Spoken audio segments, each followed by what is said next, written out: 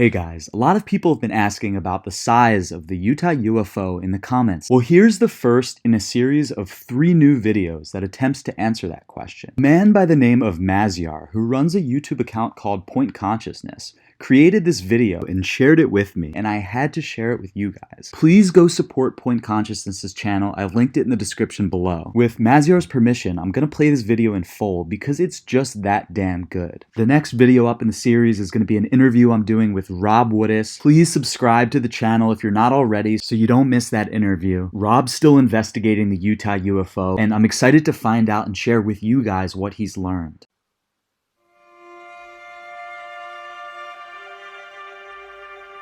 Does the Utah UFO resemble the Nimitz encounter and is a legitimate UFO? Or is it just an optical illusion or CGI? To answer that question, we're going to start with 3D camera tracking the footage. In case you're not familiar with 3D camera tracking, it is the process of analyzing the pixels of a footage and based on their motion, creating a replica of the actual camera that captured the footage. This is the best result we've got from the process. It looks promising. If you look at these points, they're matching the motion of corresponding pixels of the footage. In case you're wondering what these points are, they're called point clouds. An output usually generated when you do 3D camera tracking, so that later you can use them as a reference to check the accuracy of the 3D camera tracking. Now, how can we know what these point clouds represent?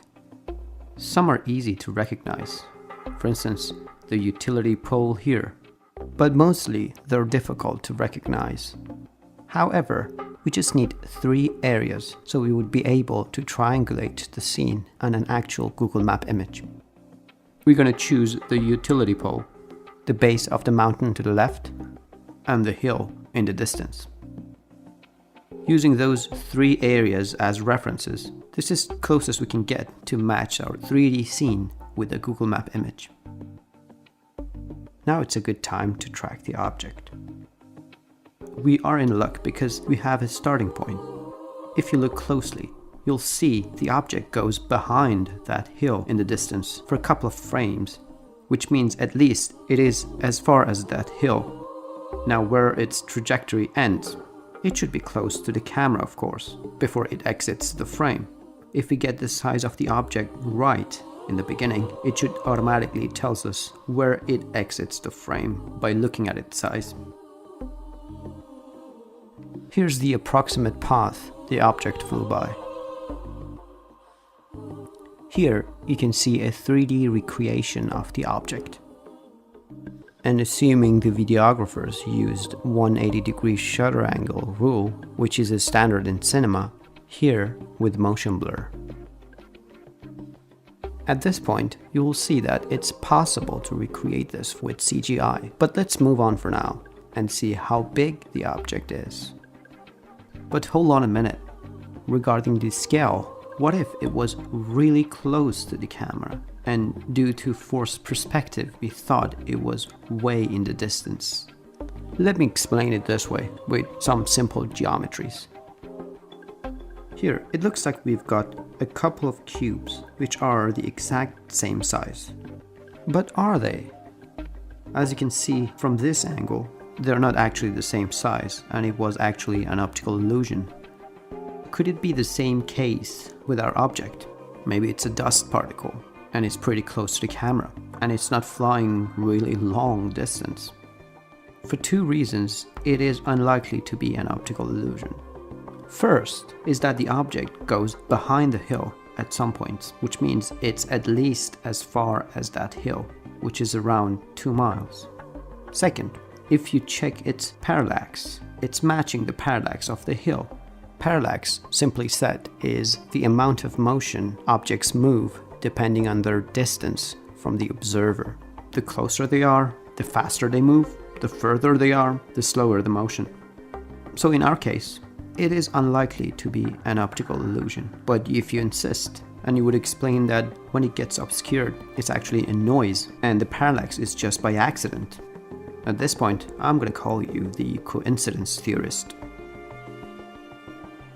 Now that we are leaning towards the object not being an optical illusion, let's check its size and its velocity. It is where it gets interesting. Not only the shape of the object reminds us of the Tic Tac UFO in the Nimitz encounter, but also the velocity, which is approximately 2 miles in a second. And in Nimitz encounter, the pilots said that the velocity was about 10 miles in 2 seconds. That's close enough. And regarding the scale, if you check the pilot's testimony, they said the UFO's approximate size to be around 10 to 14 meters. In our case, it has turned out to be around 49 feet, which equals to 15 meters. That is a major coincidence. At this point, if you still think it's not a UFO or UAP, you end up with 2 scenarios. Either it's a bird or bug, which is impossible because of its shape with no flapping wings, its trajectory with no dive, and unimaginable velocity. Or you're gonna say it's a CGI. I'm not gonna argue with that because I already created it.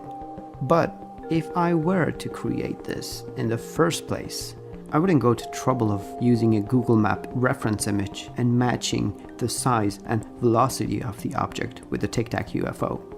Also, after releasing the footage, I wouldn't reveal my name or not even thinking about releasing the raw footage so people can analyze it. So if it is a UFO, you might ask, why we don't see these more often in the sky? Now pay attention, in both cases they're seen in remote areas and they are insanely fast. So it's not that easy to catch one of these with naked eyes. So if it is a UFO or UAP, is it human or is it non-human or AT? Of course it's possible for it to be either, but if you look at its behavior in both cases, after the object realizes the presence of an observer, it flies by the object as if it's trying to scan it. If it were a secret military project, it would have already known what it's dealing with, and being a secret project, it would have been disappeared. So it's more likely for it to be non-human. And here's our final answer. As you can see, I couldn't give you a definite answer, just the possibilities. But maybe in the near future, we will get an answer. Either by the government declassifying some secret military documents, or maybe an official contact.